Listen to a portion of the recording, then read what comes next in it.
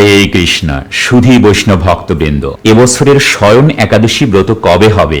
আগামী 17 জুলাই 2024 খ্রিস্টাব্দ, পহেলা শ্রাবণ 1431 বঙ্গাব্দ বুধবার পালন করতে হবে এই শয়ন একাদশী ব্রত। পুনশ্চ আপনাদের সবাইকে কৃষ্ণ কৃপাশ্রী সুরের চ্যানেলটিতে সুস্বাগত। শয়ন একাদশী 2024 চলে এসেছে। বাংলা আষাঢ় মাসের শুক্লপক্ষের একাদশী তিথিতে পালনীয় ব্রতকেই শয়ন একাদশী বলে। এবছরের শয়ন একাদশী ব্রত অনুষ্ঠিত হবে 17 জুলাই 2024 বুধবার। সারা বিশ্বের সকল স্থানেই একই দিনে পালিত হবে এই ব্রত। আপনি যদি হঠাৎ কোনো দৈব দুর্বিপাক থেকে মুক্তি ও সুখ পেতে চান, তাহলে নিশ্চিন্ত মনে পালন করুন এই শয়ন একাদশী ব্রত।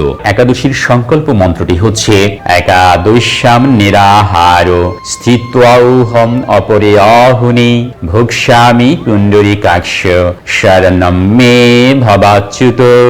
অর্থাৎ, হে পুণ্ডরীকাক্ষ, হে অচ্যুত, আমি একাদশীতে উপবাস পূর্বক পরদিন আহার গ্রহণ করব, আপনি মদীয় শরণাস্থান হন।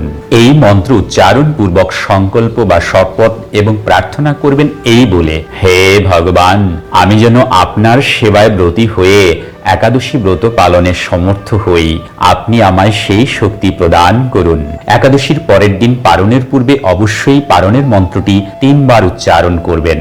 আর একাদশীর পারণের মন্ত্রটি হচ্ছে অজ্ঞান তিমিরান্ধস্য ব্রতে নানেব কেশব প্রসীদ সুমুখ নাথ জ্ঞান দৃষ্টি প্রদভব।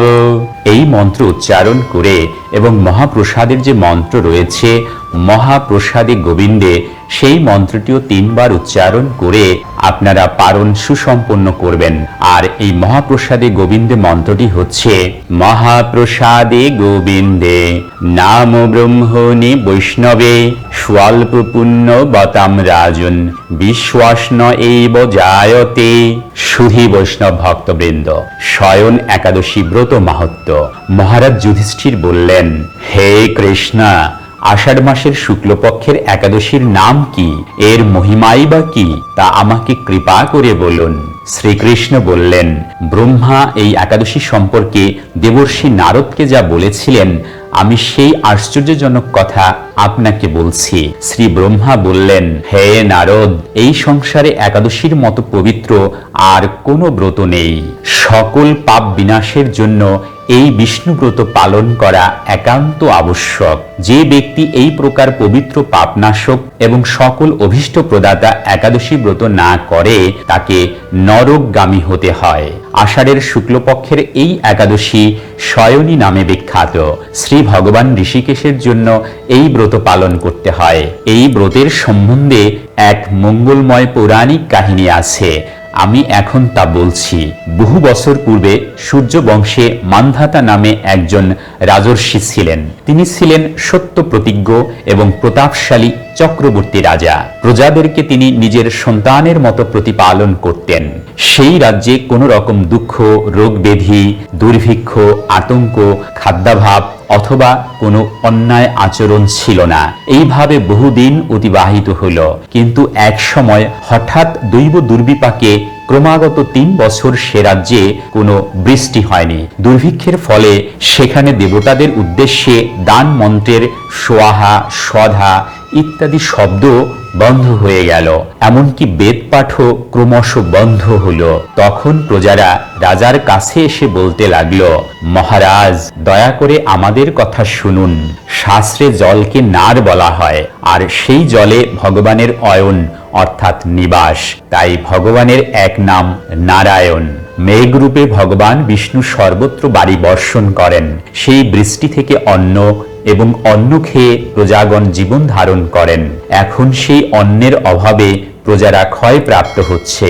অতএব হে মহারাজ, আপনি এমন কোনো উপায় অবলম্বন করুন যাতে আপনার রাজ্যের শান্তি এবং কল্যাণ সাধন হয়। রাজা মান্ধাতা বললেন, তোমরা ঠিকই বলেছ। অন্ন থেকে প্রজার উদ্ভব, অন্ন থেকেই প্রজার পালন। তাই অন্নের অভাবে প্রজারা বিনষ্ট হয়, আবার রাজার দোষেও রাজ্য নষ্ট হয়। আমি নিজের বুদ্ধিতে আমার নিজের কোনো দোষ খুঁজে পাচ্ছি না, তবুও প্রজাদের কল্যাণের জন্য আমি আপ্রাণ চেষ্টা করব। তারপর রাজা ব্রহ্মাকে প্রণাম করে সৈন্যসহ বনে গমন করলেন। সেখানে প্রধান প্রধান ঋষিদের আশ্রমে ভ্রমণ করলেন।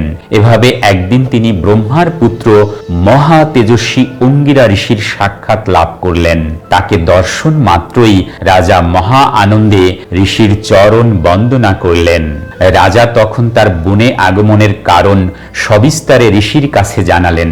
ঋষি অঙ্গিরা কিছুক্ষণ ধ্যানস্থ থাকার পর বলতে লাগলেন, হে রাজন, এটি সত্য যুগ।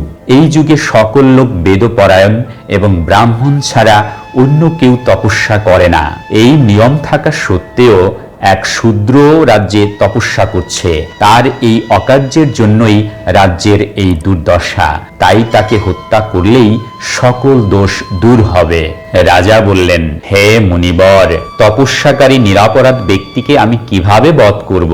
আমার পক্ষে সহজসাধ্য অন্য কোনো উপায় থাকলে আপনি তা দয়া করে আমাকে বলুন। তদুত্তরে মহর্ষি অঙ্গিরা বললেন, আপনি আষাঢ় মাসের শুক্লপক্ষের শয়নী নামে প্রসিদ্ধা একাদশী ব্রত পালন করুন। এই ব্রতের প্রভাবে নিশ্চয়ই রাজ্যে বৃষ্টি হবে। এই একাদশী সর্বসিদ্ধিদাত্রী এবং সর্ব উপদ্রব নাশকারী। হে রাজন, প্রজা এবং পরিবারবর্গ সহ আপনি এই ব্রত পালন করুন। মুনিবরের কথা শুনে রাজা নিজের প্রাসাদে ফিরে এলেন। আষাঢ় মাস উপস্থিত হলে রাজ্যের সকল প্রজা রাজার সাথে এই একাদশী ব্রতের অনুষ্ঠান করলেন। ব্রত প্রভাবে প্রচুর বৃষ্টিপাত হলো। কিছু কালের মধ্যেই অন্নাভাব দূর হলো।